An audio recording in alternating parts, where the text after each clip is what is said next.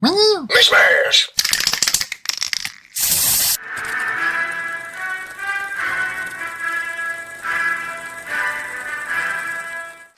Hey, today we're doing the second episode of our faction-focused series of this Quar's War.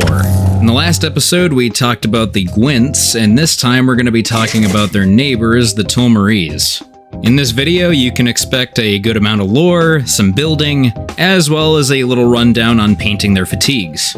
Like I mentioned last time, I plan on going over every single faction within this Quar's War, so let me know down in the comments which faction you want to see next. And with that, remember to make sure to like, comment, and subscribe, share with a friend, and if you really dig it, consider becoming a channel member. For just $3 a month, you can see my videos early, and for $5 you get a weekly Q&A exclusive to the Mashes tier, as well as exclusive roles and channels within the official Discord. And if you're interested in purchasing anything Quar related, make sure to click my affiliate link down below. It doesn't cost you anything, and it really helps the channel. And like always, I want to extend a huge thank you to my channel members. You guys are amazing. But enough about that, let's talk about the nation of Toulmore. So, who are the Toulmorese? The nation of Toulmore itself has only recently appeared on stage as a full-fledged player. The country itself, for over a century, was divided and occupied by her neighbors. They were greedy for her resources and natural wealth. But not only did it provide riches and resources, the country boasted a shoreline on both Lake Morandi and the Werid Ocean, with only a few hundred miles of relatively light terrain separating the two in some places. As you can probably guess, having easy access between these two bodies of water boasts significant tactical advantage, as well as for supplies, trade, pretty much anything that any nation could possibly want during a wartime effort. So basically, the Crescilians, Kaftir, and Mere Break all cooked up schemes to strip and take over Toulmore for an absurd amount of time. But once they were finally freed from the Royalist cause, they basically gave all of these advantages to the Crusaders. After finally being unshackled from years of Royalist rule, these guys were pissed. Being free wasn't enough, as they fully embraced the Crusader cause. These guys are an embodiment of the word gusto. Your average Quar is already probably an ornery little bastard, but if you get on the nerves of a Toulmorese Quar, they'll kick your teeth in. We were supposed to fight an actual army here? Would you mind telling us where they've gone? Shut your hole, you fucking gobshite! I don't think so. Yeah, fuck off! To refer to the Toulmorese as passionate might be an understatement. At this point, it's essentially become their ideology and their identity as a whole. Their dedication to the Crusader cause is undisputed. Even after Alakinder's death, we'll talk about him in a Crusader video, they are still just as loyal as ever to the Crusaders. Well, to a degree. With the current split of the Crusade, it's kinda hard to tell where they stand. Like I mentioned previously, Mere Break initially had control over Toulmore until the Crusaders had pushed in and liberated them. Humbled by their defeat, Mere Break decided, hey, we'll join the Crusader cause.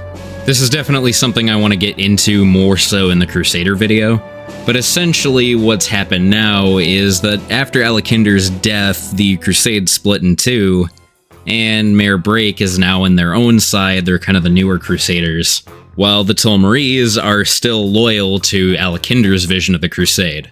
Which really isn't surprising, there's still plenty of animosity between the nations. Even though they're on the same side, it's not like Toulmore just instantly forget that Mere Break had caused years of oppression. I really do feel for Toulmore. It seems like almost every nation they interact with tries to stab him in the back or tries to take him over. Like in my previous video, I mentioned that the Gwents actually hired Mere Break and Toulmorese mercenaries to help them during their fight against Kaftir initially. Now keep in mind these are just mercenaries, but at the same time, in the modern era, Gwent and Kaftir are actively working together to take Toulmore's land and some of their ports. And they're doing a pretty damn good job of it. Well, they were at least. During the Alliance Army's assault on Toulmore, the Western Anayarans had invaded Kaftir.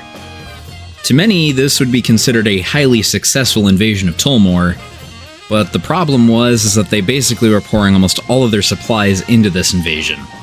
The counter-invasion of the Anayarans would essentially cut off all supplies to the invading forces within Toulmore. As a result, the remaining Kaftir and Gwentish forces still within Toulmore have essentially set up a defensive line within the ground they've taken. As devastating as the assault into Toulmore was, and still kind of is, I guess, The Aniarans, despite not being entirely successful with their invasion of Koftir, have given the Toulmorese a fighting chance.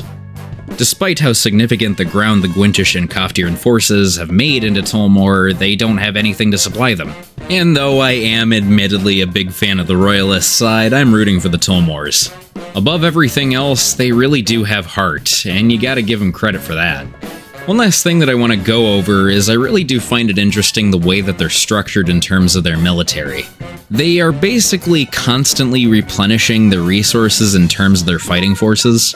But whenever their fighting forces are low, a lot of them are actually sent within other Crusader armies to kind of function as Yadrils, as veterans.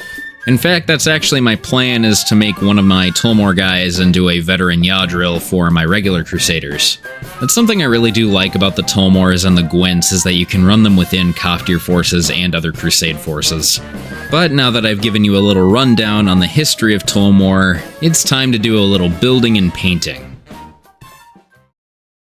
Like with our last episode on the Gwents, I'm going to be using the STLs provided by Josh Gualtieri's store on myminifactory.com. Additionally, I printed out some of their arms and upgrades just to spice them up a little bit more, but the most important ingredient is the melons. I really do like how these look. The shield helms are pretty iconic looking, and they're surprisingly different from the Koftir helms, but what I really like are the beret-styled leather caps. In the Toulmore pack, you get 4 different variations with little decorative elements, little feathers and whatnot. Also, I'm a really big fan of their backpacks. They're kind of universal. Now to glue these bits on, I'm using some super glue. Just be careful to wick away the excess if need be, but overall, I find these figures to just seamlessly fit together. I really like using a little bit of amalgamation of both Toulmore and regular Crusaders. In fact, my plan is to make one of these guys into my Yadril for my regular Crusader squad. I'm also a huge fan of this little cigar hand. I really gotta think about what a Quar would actually look like chomping down on a big stogie.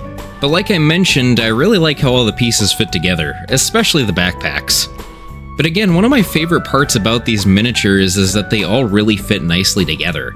So long as their fatigues are matching to whatever side that they're fighting for, you can really mix and match them to your liking, and I think that's what really makes these figures look so good. And I think the biggest reason for that is the art style is so consistent. Like this little satchel I'm placing underneath his backpack. If I'm remembering correctly, this is from a Koftir kit.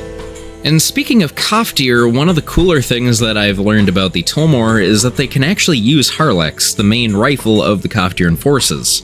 Again, this STL is available on Josh Gualtieri's store, but the only difference is that they actually have Crusader sleeves. You could very easily just place on some Koftir arms onto a Crusader body, and it would work just fine. I also like that he has good trigger discipline. But now that our figures are built, we're gonna have to paint them. Now the way that I wanted to paint these guys is the original color scheme is kind of this reddish leathery brown. To start it out, all I'm using is mahogany from Proacryl. The places I primarily want to hit are the top strap of the bucket helms, the entirety of the fatigues, excluding the pants. But once I was finished with that, I kind of went back and forth on painting all their little side satchels and sleeves, with kind of a mix of bone colors and white colors. In some of the art styles, they're depicted with very, very bright white colors on their sleeves and satchels. Others, they have almost a dark brownish color. It's kind of inconsistent, you can choose whatever you want, they're your guys at the end of the day. But what I ended up doing was mixing some dark ivory with some ghost gray from Vallejo Game Color. And once those colors are both applied, you can give it a generous washing of any sort of warmer brown wash. I used some of Tooth & Coat's Battle Mud Wash, but you can use Agrax Earthshade, any sort of inks. Something I do kind of want to mention is that the helmet here is actually white, but I ended up going for a more metallic look afterwards, but I'll get to that when we get to that. Now to bring some warmth back into that scheme once the wash is dried, I mixed a little bit of warm brown with just a little bit of flesh tone. As you can see, just sketching this on over the highlights, I mean, that's how I paint everything, basically. But it's a very simple color scheme, and it really does pop out at you. Again, one of my favorite things about painting Quar is just how easy it is to really make them stand out with your brush. You don't have to go super heavy with these highlights. If you don't want to go for a more leathery look, I totally understand, but I think it really does make these guys stand out. And to highlight up all those little white pouches, leathery straps, backpacks, just about everything that you painted with the previous colors, just re-highlight using the same mixture. Ghost Gray and Dark Ivory work really well on this, and I would go a little bit more heavy with the Ghost Gray. The model I'm painting on screen now ended up using a little bit more Dark Ivory. I would suggest for my personal taste to use a little bit more Ghost Gray. I kind of have the preference of making it look a little bit more on the cooler side rather than the warmer side, but it's up to you. Also, for any elements of the leather caps, you can paint the metallics using whatever gold you please, but I'm using bronze. Now coming back to that helmet, I'm applying a generous coating of black. As you can see, I went for a non-metallic look previously, but we're going to get into how to paint the non-metallic look afterwards. Once the black is dry, just apply a good amount of your brightest silver. I'm using some Vallejo Game Color Metallic Silver. It's ridiculously bright, and this is it works out for me. I'm not going for an opaque finish either. Letting a little bit of that undercoat show gives it more character. And once you're happy with the amount of metallic you've placed, add in whatever dark wash you please. Again, I'm using 2 thin coats Oblivion Black Wash. And to finish it off, I'm actually sealing it away using a little bit of airbrush putty. This is basically just to block out other paint from getting on it. And I'm dry brushing it again using that bright silver metallic I used previously. For your sake, I suggest just building and painting the head separately. Either that or wait to paint the Quar's flesh until the very end, which is usually what I do. But you don't have to just dry brush this, you can also use your regular brush to add in any little scratches that you please, any little dints and dents. And for the squirrel pattern, all I really did was add a little bit of sepia ink and yellow ink to some of my metallic, and it worked out perfect. Unfortunately, I didn't get that on camera, but I did do it for the other scheme. That's right, they actually have an additional scheme that's kinda new to the series, at least to my knowledge. From what I've been told, this scheme is actually the regular Toulmore scheme, while the old reddish brown is now the Marines of Toulmore. I actually got to consult the guy that works on all the Quar for the box art and promotional images, and I really like the scheme that he cooked up. Initially, the idea was to have the Toulmorese have kind of a navy blue color. Actually, there was quite a few options. I don't know if I'm permitted to show them. Yes, I do. Thank you. So as you can see, this miniature right here is ultimately the more canonical version of the Toulmorese army. I really like this scheme, and one of the biggest things that they were aiming for is not to make them too similar to the Kaftirans. After all, to have a similar color scheme to your greatest rival would look kinda weird on the tabletop.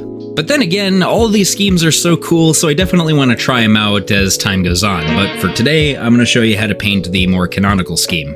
Now, to base coat the fatigues, I'm using Stegodon Scale Green. I definitely aim more on the turquoisey side of the scheme, but again, if you want to make it more blue, that's your call. Now, when it comes to his guards and his little pouches and whatnot, I'm actually just using pure Ghost Gray. This is also very similar to the older style of the Toulmore Marines, so if you want to apply both of these to any of the color schemes, mix and match them, have fun with that. Now when it comes to shading the Ghost Gray, I'm actually just using Apothecary White from Citadel. This is a much more effective shade for whites, especially Ghost Gray.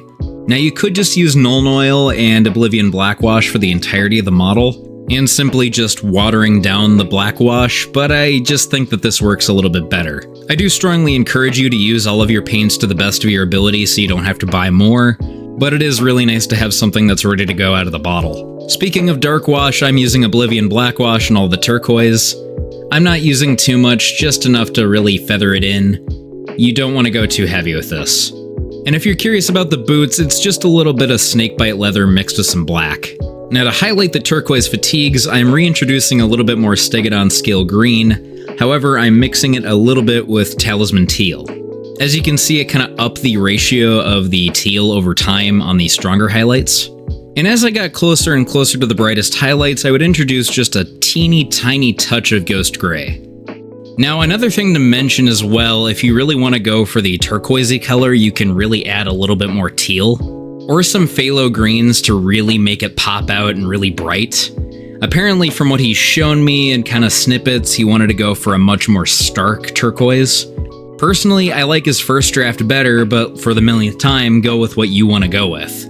I certainly don't paint my Kaftirans to look like the box art.